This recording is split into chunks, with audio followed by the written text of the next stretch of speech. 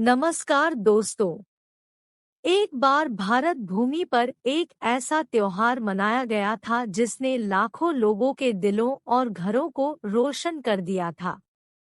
यह दिवाली का त्योहार था, एक ऐसा उत्सव जो लोगों को स्नेह और प्रकाश की गर्म चमक में एक साथ लाने की शक्ति रखता था।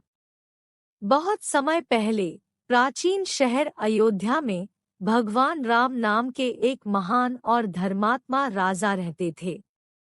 वह राजा दशरथ के सबसे बड़े पुत्र और धार्मिकता और करुणा के अवतार थे।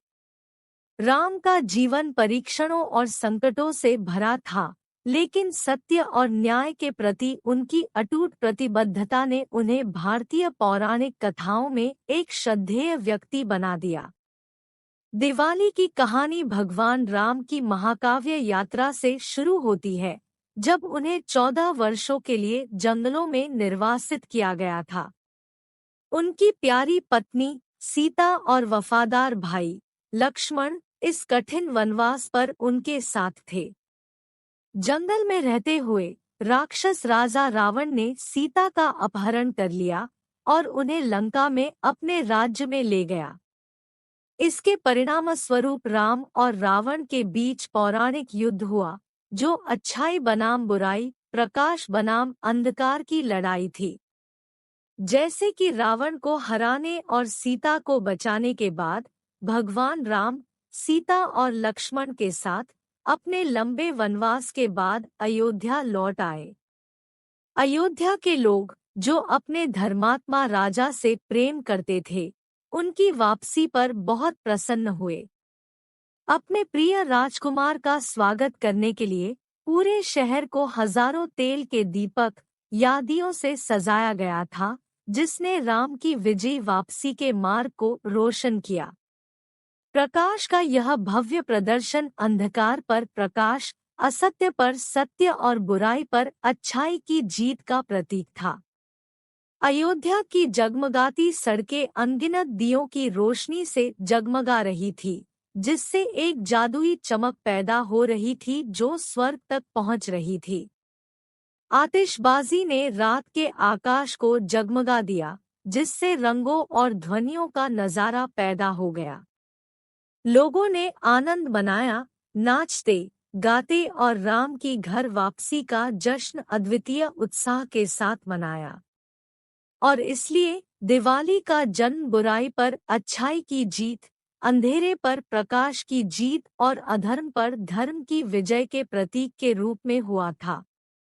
यह एक ऐसा त्योहार बन गया जिसने जाति, पंथ और क्षेत्र की सीमाओं को पार करते हुए पूरे देश के लोगों को एकजुट किया। दिवाली परिवारों के एक साथ आने, लोगों के लिए उपहारों और मिठाइयों का आदान प्रदान करने और समुदायों के लिए अपने मतभेदों को भूलकर एकता की खुशी अपनाने का समय बन गई। वर्षों से दिवाली की कहानी राक्षस रावण पर भगवान राम की जीत के उत्सव में बदल गई। कुछ क्षेत्रों में यह राक्षस नरकासुर पर भगवान कृष्ण की जीत का प्रतीक है। अन्य में यह पांडवों की निर्वासन से वापसी का स्मरण कराता है। फिर भी सार वही है, दिवाली खुशी मनाने का समय है, आशा की रोशनी जलाने का समय है और प्रियजनों के साथ खुशी साझा करने का समय है। आज दिवाली सिर्फ भारत में ही नहीं बल्कि पूरी दुनिया में मनाई जाती है। रोशनी के इस त्योहार में भाग लेने के लिए सभी पृष्ठभूमि और धर्मों के लोग एक साथ आते हैं। आकाश एक बार फिर आतिशबाजी से रोशन हो गया है, स्वादिष्ट मिठाइयों की सुगंध हवा में भर गई है और परिवार अंधेरे और नकारात्मकता को दूर करने के लिए दिए जलाते हैं। और जैसे ही घरों, सड़कों और मंदिरों में एक-एक करके दिए जलाए जाते हैं, वे दिवाली के शाश्वत संदेश की याद दिलाते हैं कि अच्छाई और प्रकाश हमेशा अंधेरे पर विजय प्राप्त करेंगे और प्रेम और एकता सभी पर विजय प्राप्त करेगी।